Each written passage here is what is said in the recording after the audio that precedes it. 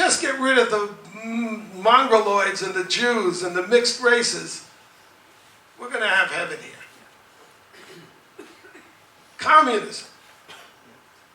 If we just get rid of capitalists, we'll create a paradise on earth.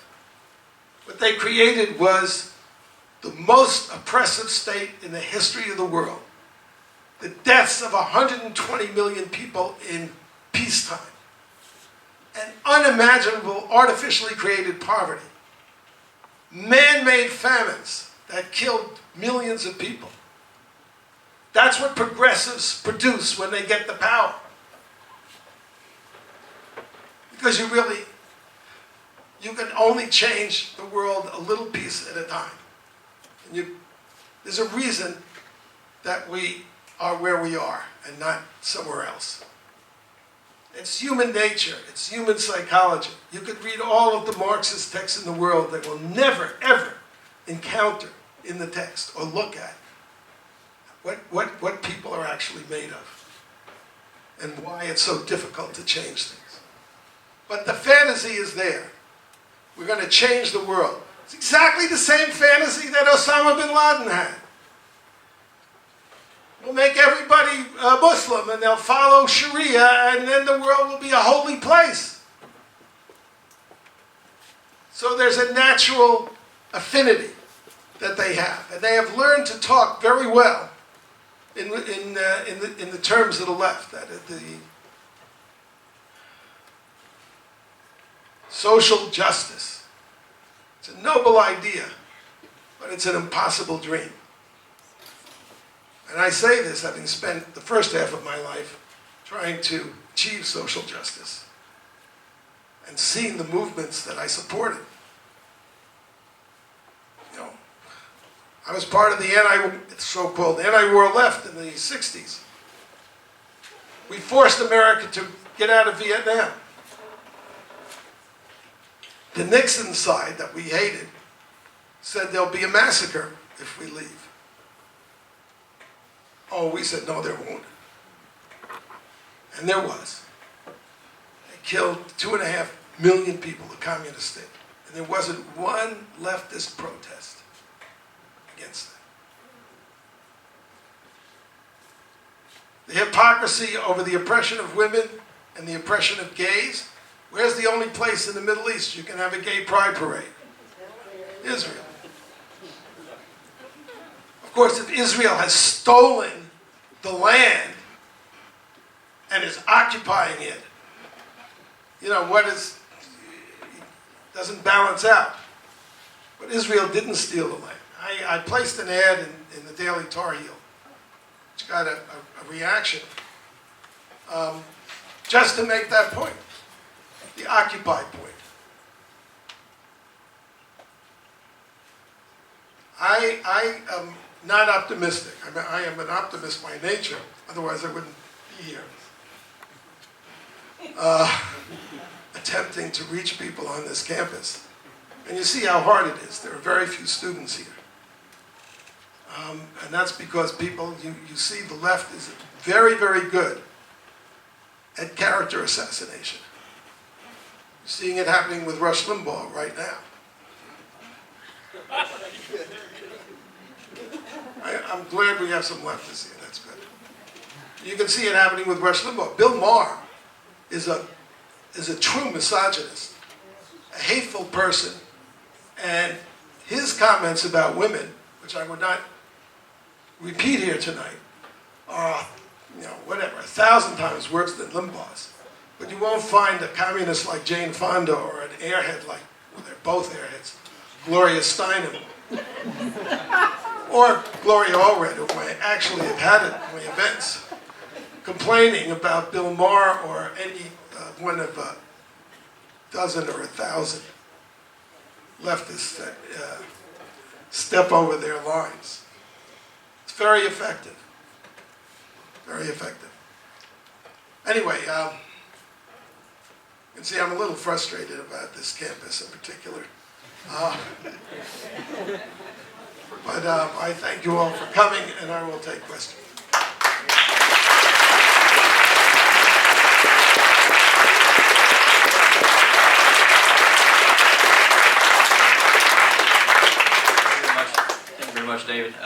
just going to take questions. A few from each side of the aisle. We have someone walk around with the microphone, so you can start right there.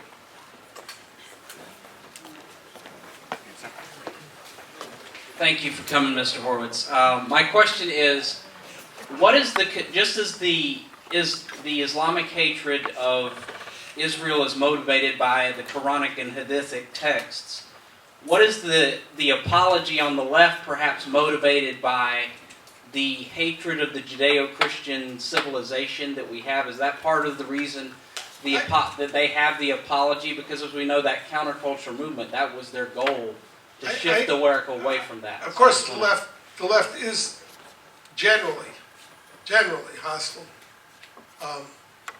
to religion because it's a rival religion. That's what it is. It's about a redemption in this life. But I think, I have to say, I spent many years in the left.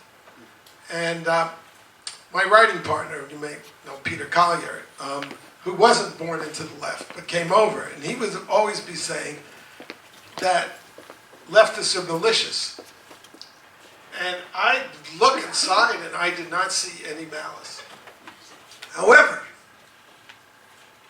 and I didn't go, I don't want to excuse myself for what not at all. But I remember, I never did the chant, hey, LBJ, how many kids did you kill today? But that's malicious.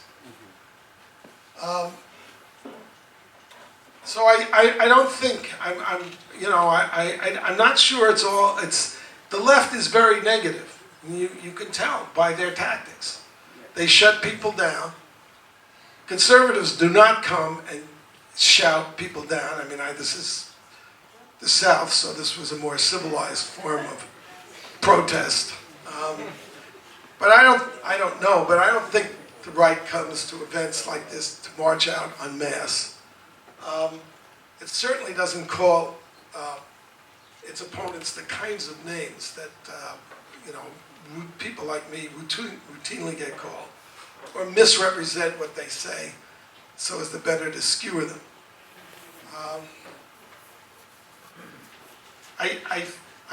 Look, the kids, Muslim kids on this campus and on other campuses, a lot of them are very nice kids. And I've talked to them if you don't challenge them, if you don't get into the Middle East and the actual issues, they're completely friendly and very intelligent. And if you get into the Middle East, suddenly it becomes very crazy and anti-Semitic. At least that's my experience, the experiences that I've had in my encounters on college campuses. But this movement, as I say, the MSA on this campus, now the rabbi here, they work with them and they're good kids, but they're not going to test them. To test them is to insult them. They're not going to say, well, look, the Muslim Students Association sponsored nationwide a Hate Israel Week called Israeli Apartheid Week. Totally built on lies. Jews target little children. They have posters showing Jewish helicopters shooting, 6-year-olds. Maps of a non-existent Palestine in 1947 or 48. All of these lies. On these Israeli apartheid walls, they have the way you do saints and heroes. They have Sheikh Yassin, a mass murderer who killed 387, was responsible for the murders of 387 civilians individually or in small groups, not all at once. Why wouldn't you, if you are friends with somebody, say, well, what do you think about that? Wouldn't you condemn that or dissociate yourself from Israeli Apartheid Week? But the Muslim Students Association it's a recruitment organization, so it's mainly religious and cultural. The more aggressive, and they always work hand in glove, organization is Students for Justice in Palestine.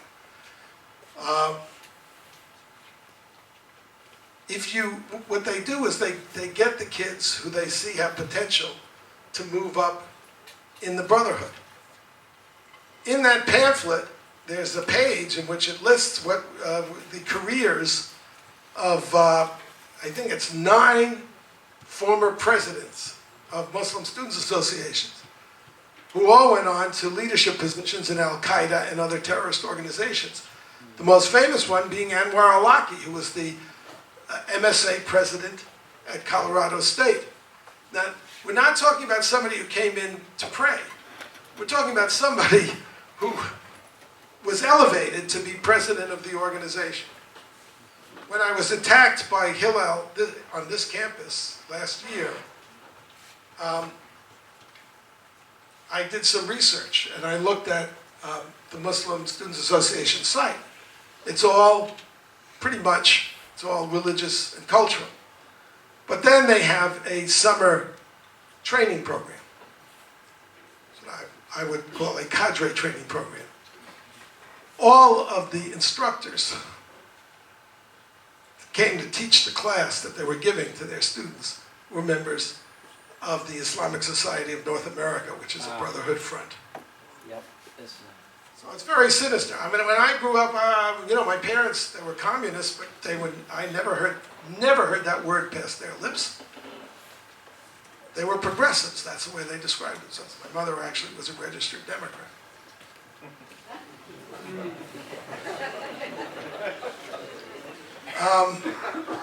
When I was a kid, I joined a communist organization. It was called Young Progressives of America. The official slogan of the Communist Party at the time was peace, jobs, and democracy. This is in the days of Stalin. So people are not stupid. They understand, you know, they have an agenda. They want to recruit people and they want to do it behind closed doors.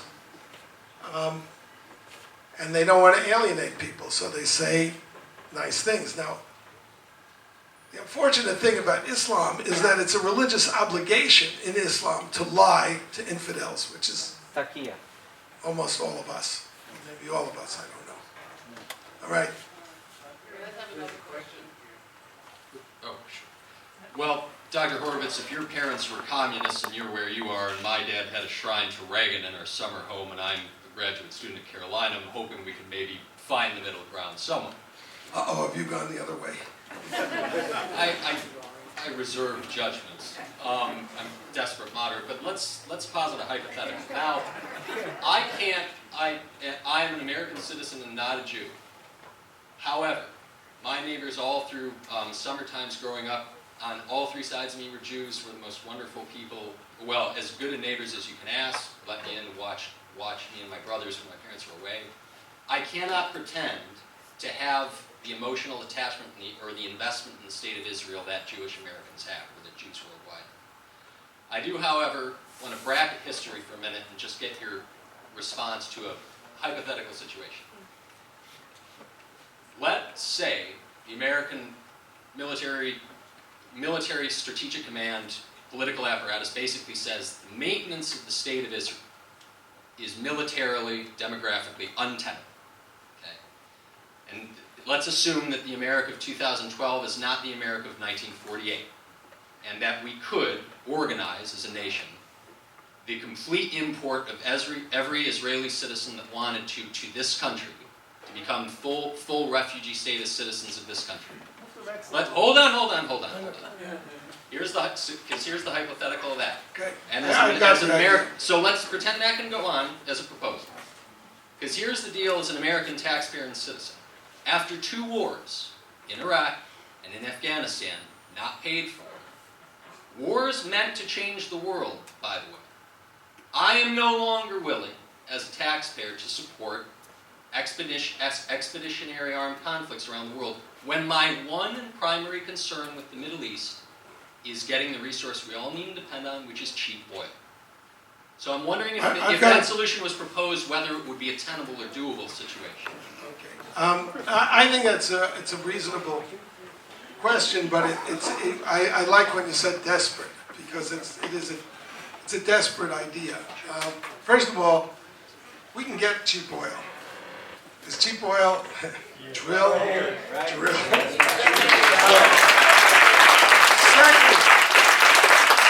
Second, I believe that I've written a book on this. It's called Party of Defeat, and it would be another lecture. But America, I think the Iraq War was mismanaged by the Bush administration. They never made up their minds whether they were going to occupy or not, and so forth. But the reason that it's such a mess, and the reason that the Middle East is now Muslim Brotherhood Middle East, is because the Democrats betrayed this country, our troops in the field, and sabotaged that war, and they did it for the worst, most venal reasons. They supported the war, they voted for the war, they gave eloquent speeches on the floor of the House and the Senate for the war, but then a lefty, Howard Dean, was going to win the Democratic primary, and that's when Kerry and Edwards and several others flipped. And that was only 3 months into the war. We had troops in the field. They attacked the commander-in-chief, not as a loyal opposition, not as Americans where you have a bipartisan foreign policy. They attacked them the way you do in the psychological warfare manuals, which I read for doing this book. And in the manual, it says the first thing you do is you attack the moral character of the opposing commander. Bush lied, people died. Why did they say Bush lied?